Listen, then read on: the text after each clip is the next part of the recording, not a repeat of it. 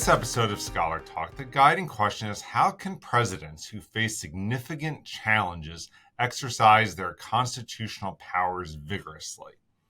Now, Jordan Cash, our guest, is a professor of political theory and constitutional democracy at Michigan State University and is the author of several books, including The Isolated Presidency, which we will discuss today, and Adding the Lone Star, John Tyler, Sam Houston, and the Annexation of Texas in the excellent new University Press of Kansas landmark presidential decision series. I'm Tony Williams, Senior Fellow at the Bill of Rights Institute, and I want to welcome you to another episode of Scholar Talks in the Topics in American Government and Civics series. Jordan, I want to thank you very much for joining us. Thank you for having me. Right, no, sure. You know, I love your book, just such an important topic. Isolated Presidency. I know some recent events, which we may get into, sort of seem just remarkably relevant to a president that faces some challenges in office, even from his own party and so forth. But it really struck me because I was like, usually you get Lincoln and Washington, Reagan, Roosevelt as sort of some of the big presidents to study in a lot of these presidential books. But you are going to tackle John Tyler, Andrew Johnson, and Gerald Ford, right? So we're eager to hear about those interesting presidents and what they can teach us. So my first question is going to be, what are isolated presidents, as you call them, and how can the constitutional logic of presidential powers help them overcome obstacles to a successful presidency? Yeah, so the isolated presidents, the way I define it anyway, are presidents who are unelected, face divided government, and were opposed by major factions of their own political party. And I look at these cases, and of course the cases, as you said, John Tyler, Andrew Johnson, and Gerald Ford. These are the guys who hit all three of these criteria more than any other president.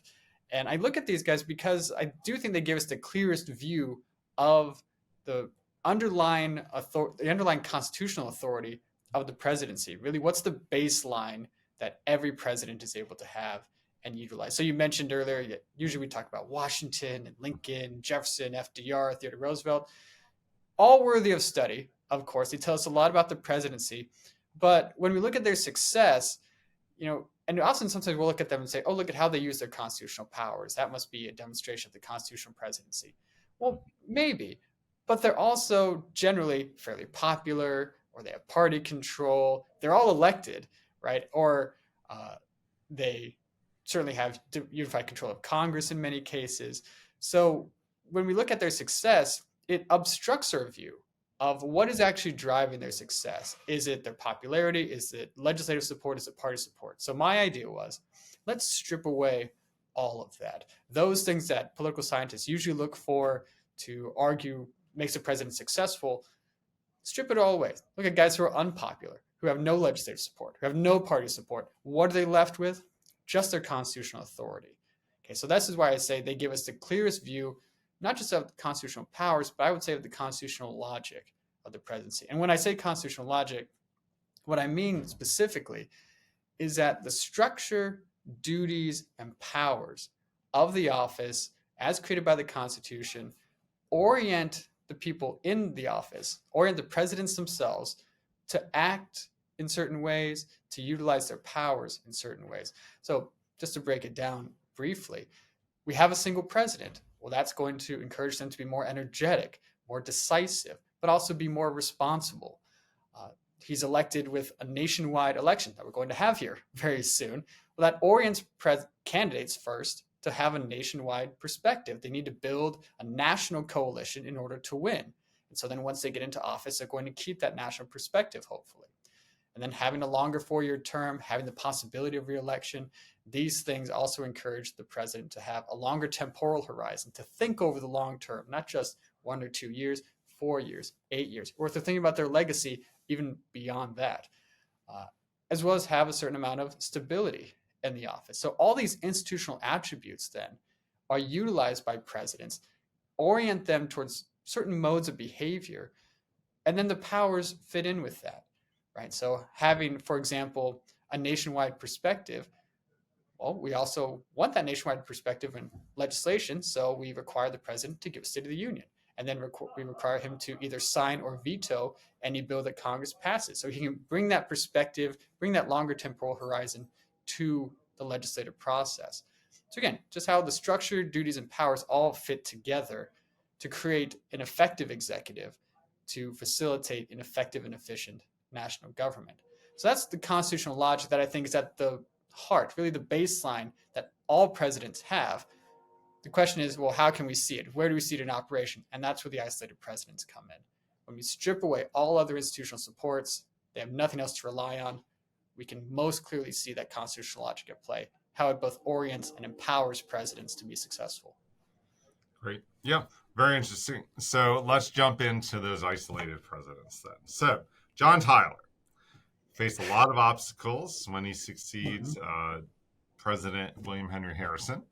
And Tyler's actually thrown out of his own party, the Whig Party, faces a hostile Congress. People are not even sure if he's a legitimate successor. They call him an accidental presidency. How does he then succeed as president? Yeah, so Tyler, the first isolated president, you're right, he succeeds William Henry Harrison after Harrison dies in 30 days. That's what Harrison is probably most famous for. And you're right, there's this legitimacy question that Tyler faces right up front. Is he the acting president? Is he the president? He's called his accidency. And then 6 months later, he uses presidential power. He uses his veto to block the Whig economic program that, because Tyler actually was opposed to a national bank. The Whigs won a national bank. They, I guess, didn't vet him quite properly as VP. And they throw him out of the party. So not only is he the first accidental president, he's a president without a party. He's this unique figure in American history. So you would think if we're just going to say, oh, well, presidential power is based on popularity, legislative support, party support, Tyler's out of luck, right? He's can't do anything. But that's not what we see. Right? We see that Tyler is able to utilize his constitutional powers extremely effectively. So with vetoes, yeah, he blocks the national bank. He blocks the entire Whig economic program. So it's a negative domestic policy. But if you're Tyler and the main thing you want to do is prevent what you see as bad policy, that's very successful, just blocking. He doesn't get what he wants. He doesn't have a positive legislative program, so there are limitations here, but he can stop what he doesn't want, which is very significant. And then through the administration. So Harrison has a lot of, it's all Harrison appointees, Whig lower level bureaucrats. And the Whigs kind of do Tyler a favor because when they kick him out of the party, most of Harrison's cabinet resigns. So Tyler doesn't have to remove them. He avoids that. But then he gets to bring in all of his own people. He's able to reorient the administration in a way that suits him and is in alignment with his constitutional, political, and policy vision. So when he gives an order, it's not going to be obstructed by the bureaucracy. And that's, again, the constitutional control of the executive branch of the administration.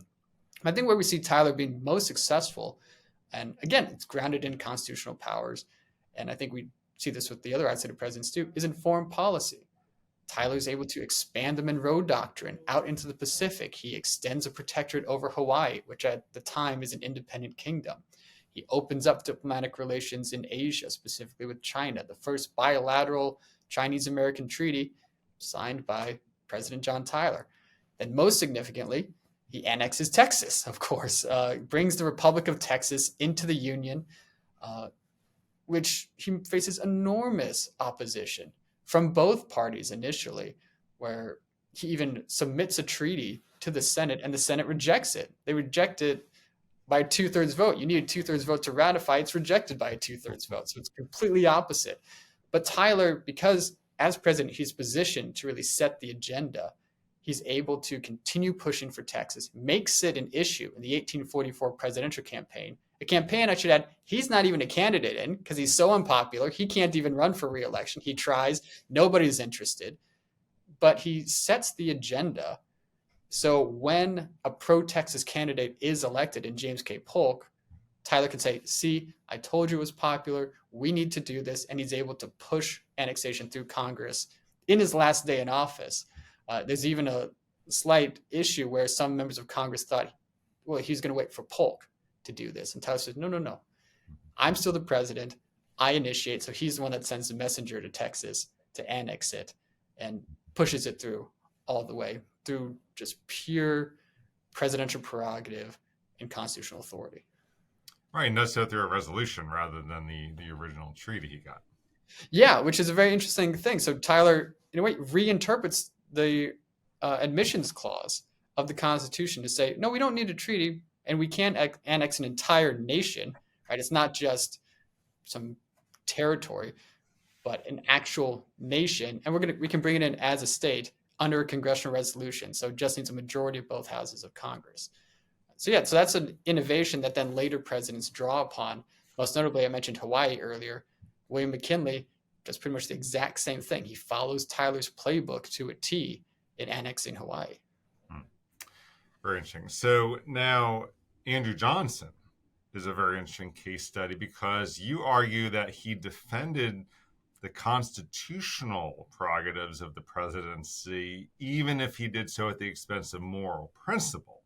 Mm-hmm. How did he use his constitutional authority to defend the presidency to fight what you call a brawl with Congress during Reconstruction?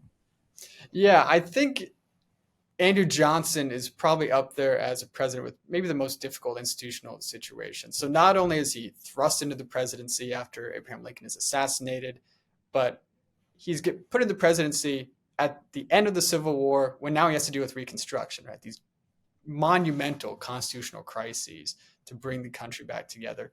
And what doesn't help in a war between the North and the South is that he's a Southern Democrat with a cabinet and Congress dominated by Northern Republicans. So he's so many disadvantages that Johnson is facing. But yeah, he's able to uphold the president's constitutional authority, because we have to remember too, Congress at this point, since Lincoln had really aggressively used executive authority for the war effort, Congress now with the war over wants to kind of put that back in the box. They want to establish themselves as the dominant branch in government. And Johnson doesn't think that's a good idea. So he's going to defend the prerogatives of the president and defend it from encroachment. And so he's able to do this first through vetoes. But then it turns out Congress is united enough they can override his vetoes. So really Congress nullifies Johnson's veto power fairly early. I think 71% of Johnson's regular vetoes are overridden, which is still the record, as you can imagine. But again, we can see how Johnson's able to do this through administration. So in particular, Johnson takes advantage of the structural elements of the presidency, that the executive is a continuously operating branch. So Congress and the courts, they can take time off. They can go into session, go out of session. You don't need somebody to always make the laws. You don't need to always have court cases. But you do need somebody always executing the laws. So when Congress goes out of session, Johnson, utilizing his office's structural energy, control over the administration, is able to remove those figures in the South that he doesn't like administratively, put in those who agree with his vision of Reconstruction. And so he really forms his own Reconstruction before Congress can do anything. So by the time Congress comes back into session, they're reactive. The playing field has been completely changed by Johnson, and they just can really nibble at the edges of what Johnson has done. And even when they try to impeach him, it doesn't quite go through. He's acquitted by a single vote, and Johnson's able to keep doing what he wants to do. And I should add, too, as part of that, Johnson uses his constitutional power of pardons, that he pardons all these former Confederates in line with his lenient policy of Reconstruction. And Congress and the courts can't do anything. The pardon power, there's no override clause to override a presidential pardon. So when Johnson does that unilaterally, that goes a long way to getting what he wants out of Reconstruction, even though Congress doesn't like it. Right. And as you say, sort of lacking moral principle, a lot of it sort of is defending the office, but sort of at the service of, unfortunately, tragically, sort of white supremacy. Yeah, and that's something I think we need to remember here is when we look at these presidents, there's a constitutional logic, as I say, but there are certain ambiguities that have to be resolved by political actors. And so in this case, the main ambiguity that Johnson's faced with is, okay, at the end of the Civil War, we have all these free African Americans, or now free African Americans, formerly enslaved, but now free.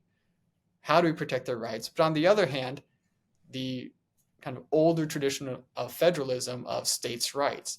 Johnson, being kind of a traditional Jacksonian Democrat, chooses to prioritize federalism at the expense of individual rights. So it's a conflict between two legitimate constitutional values. Um, and Johnson, as president, is positioned to help resolve that conflict, but he resolves it, like I said, in favor of federalism as opposed to individual rights, and partially on the basis of his own racism. And in doing so, his Reconstruction entrenches some of the white supremacist structures that then contribute to Jim Crow later on. So again, thinking over the long term, he has a longer term temporal horizon. It's Johnson's Reconstruction that really lasts and shapes the South for the next 100 years. So it's an example of the constitutional presidency at work, but, and this is something we have to remember too, the constitutional presidency or the constitutional logic isn't prescriptive, right? It's rather a method. It's a way presidents can act and behave, but it's not policy prescriptive or even policy dependent. So Johnson can use that authority for policies that we would rightly today find immoral and repugnant and see the terrible consequences of. But that's really what gets down to the person, as we go into election, who the president is matters a lot because they can use that authority, and the way they resolve these ambiguities, the way they resolve these questions is going to have a large downstream impact on our politics and just on the United States in general. Right, right. So Johnson faced some terrific challenges, but I would, I think you point out, Gerald Ford faced some really big challenges himself. I mean, he comes to the president, he's after the scandal of Watergate, Nixon resigns, he's coming from Congress, and there's a resurgent Congress after the sort of imperial presidency of Watergate, and there's the end of the Vietnam War. He faces a hostile sort of resurgent Democratic Party, and even an insurgent conservative movement under Reagan. So he's facing a lot of obstacles. And so how does he preserve the presidency during against these challenges and again in a very sort of difficult moment, dark moment for the presidency? Yeah, and the one thing I would add for Ford, and you kind of alluded to saying he came from Congress, is we have to remember too, Ford wasn't even elected vice president, right? So Nixon's first vice president, Spiro Agnew, had resigned due to corruption charges. Ford is appointed to the vice presidency under the 25th Amendment. Then less than a year later, he's president. So he became president without ever facing a national electorate. And I think that this gives at least some members of Congress the idea that basically that Congress had selected the president. So House Speaker Carl Albert has a line where he says, "We," that is Congress, made Jerry Ford president. So he's got that, perhaps even a different institutional wrinkle to his isolation. He's even more unelected, we could say, than the other two. But yeah, so he's facing a lot of the similar problems. A Congress that wants to really put the president back in a box, restrain its authority. Like you said, he's got primary challenges from Ronald Reagan. Conservative Republicans are very upset with Ford. So Ford, but like with the other presidents, we see Ford acting, using his constitutional powers in similar ways, but for different policies, right? Again, seeing how the constitutional logic operates, and it's kind of neutral to which policies it's used for. Ford is able to use his vetoes to first defend the presidency, right? To veto legislation that Congress is trying to encroach on the office, which, again, the veto, that's its primary role, to protect the presidency and allow the president to defend the constitutional system generally from congressional encroachment. Ford does that, absolutely.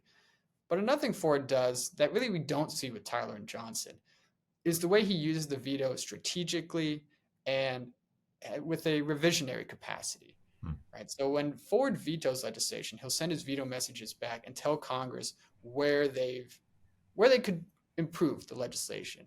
So he opens a dialogue with Congress. It's not just a simple blocking mechanism, but Ford uses it in a more positive way to come to some compromises with Congress. Nobody's happy about it. There's no landmark legislation, but there's incremental compromise. And Ford, and this perhaps reflects his long time in Congress, since he wanted to be Speaker of the House rather than President. That was his lifelong ambition. I guess President's a good consolation prize for him. But he's able to use the veto to make a positive impact on legislation, in addition to using it to protect the presidency. Another thing, again, like we saw with Tyler, like we kind of saw with Johnson, using the appointment power to Mhm. control his administration. Ford, in particular, uh, fairly early in his presidency, he had what was called the Saturday Morning Massacre, where Mhm. he removes all these Nixon appointees in his cabinet, he restructures it, gets his own guys in there, and that's suggestive of another constitutional ambiguity I talk about in the book between political responsibility and administrative stability.